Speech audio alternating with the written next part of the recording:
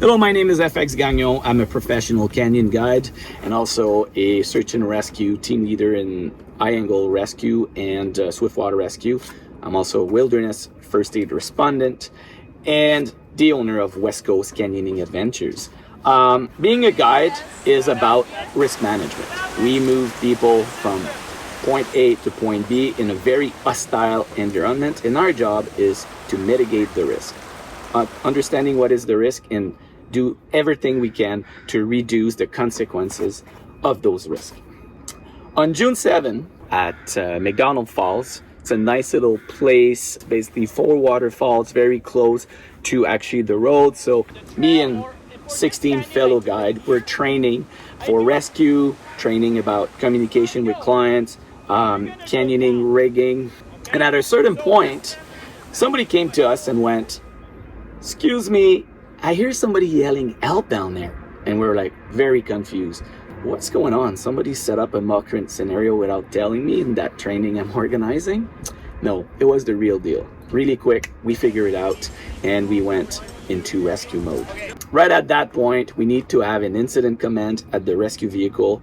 So I send one person, Tim Lee, who's the best for the job, SAR manager, trained, also professional guides, and he basically established a command there and start getting gear ready. We also sent a rapid intervention team, 3 of our fastest canyon guide, down to have access and look and eyes on the situation. Then after that, we got remaining of the people starting to go up the van and start bringing first aid, stretcher, extra rope, extra gear, what we might need for rescue. Upon arrival, we arrive at the subject and I realized that this person, a hiker, basically slipped from the canyon side and went down for 100 feet, 30 meters waterfall and ended up landing in about 3 feet of water with rocks. That person was seriously injured and not doing well, unconscious. His friends managed to go down and help him out, and I want to give a kudos to his friends. He saved his life. He basically grabbed that person who was literally drowning and got his head off the wall. But at this point, they are in rushing cold water, both of them severely hypothermic. Right away, we had to save that person from the element, so we decided to act quick and we moved that person, still mobilizing and maintaining spine control, and we moved that subject into a flat, dry, sunny area to be able to do our primary and secondary service. Upon evaluation, we established that person had probably brain injury, probably water in their lungs or some kind of collapsed lung, I'd probably have some kind of a neck spine injury, and probably have a pelvic injury. That person was unconscious. Pupil was non-equal. That person was also kind of coming in a combative mode and going back in and out of consciousness, showing again brain swelling at this point. So we, right there, we started doing active rewarming using space blanket, starting to make hot water bladder. We did a pelvic bind, tried to keep spine mobilized. We tried to insulate him from the ground. We also use a personal locator beacon satellite device as a backup in case at the van they could not have cell phone reception, which is very spotty at this area. At this point, we're seeing that person is seriously ill. We don't know when search and rescue team will show up and get mobilized, and we need to act quick. About 20 minutes, 30 minutes later, an advanced paramedic arrived at the company vehicles. We had guides bring that person down. We also carry along more medical supply, oxygen, AED, drugs, and we basically transferred the medical treatment to this advanced paramedic, and we start concentrated on the plan to evacuate this person. At the time, we did not know what kind of resource we would get. ALS request for a air ambulance, and we knew air ambulance could probably land at the beach at the lake below. That was about half an hour hike from our location. But we knew we had to move this person from inside the canyon to the rim, and then from the rim would be a stretcher carry downhill to a flat all the way to the lake, which is also not necessarily easy. But what we had is we had a lot of professionals with us and a lot of equipment. And that was something we could do. Option B was to go up. Up, that was about 750 meters of steep trail that would require a lot of human strength, a lot of ropes, mechanical advantage, and that would have take a long time. And that was the idea, to bring that person back to the road, put that person in the ambulance, and let that person go to the hospital, which is about 35 minutes away.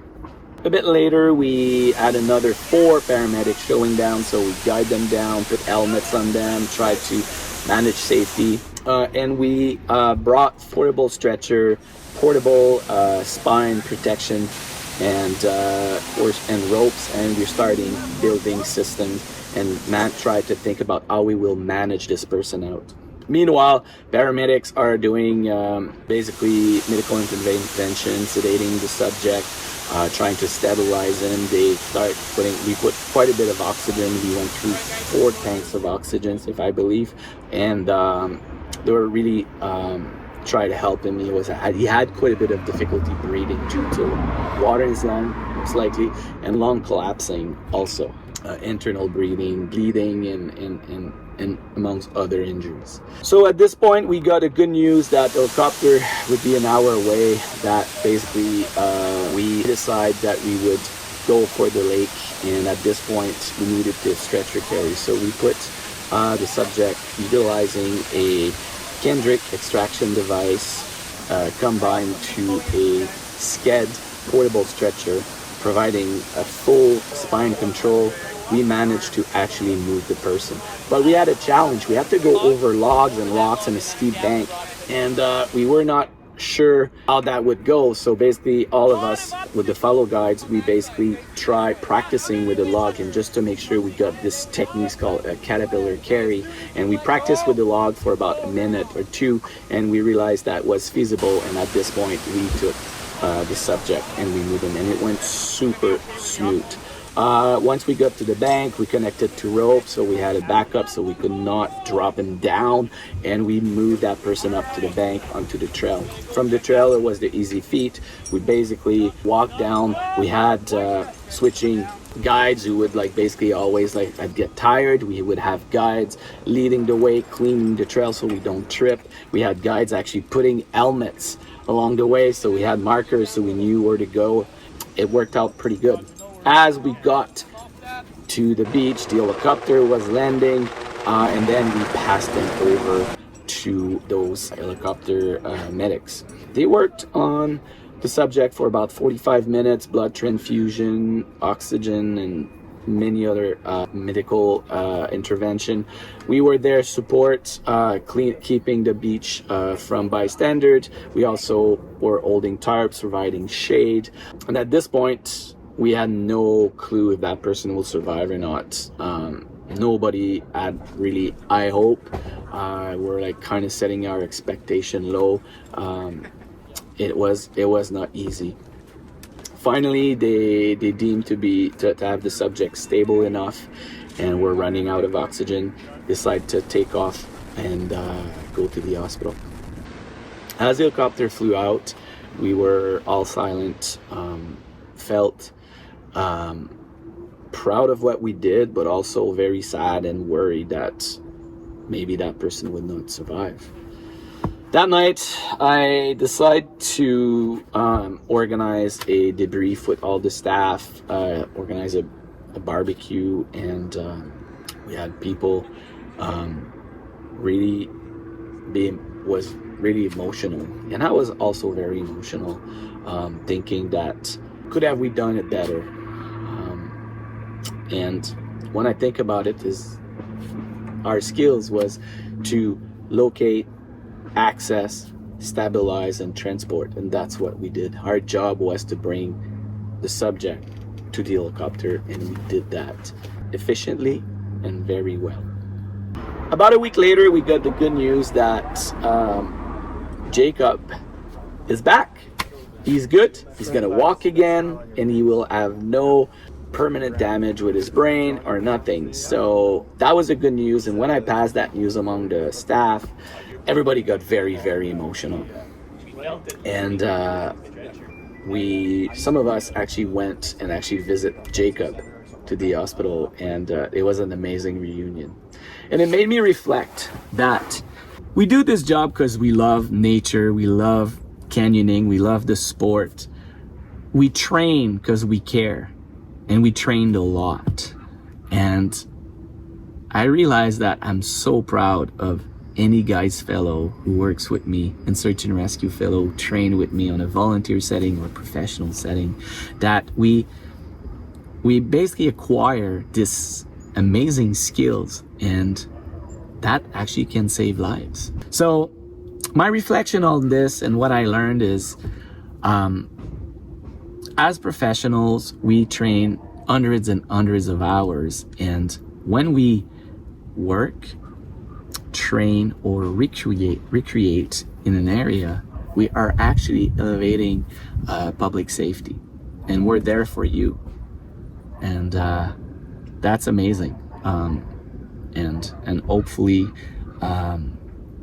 that shows. So yeah, thank you, and I hope this video make you realize that like those amazing trained people actually do a lot of goods on our canyons or in mountains or rivers. And thank you so much for watching this, and have a good one.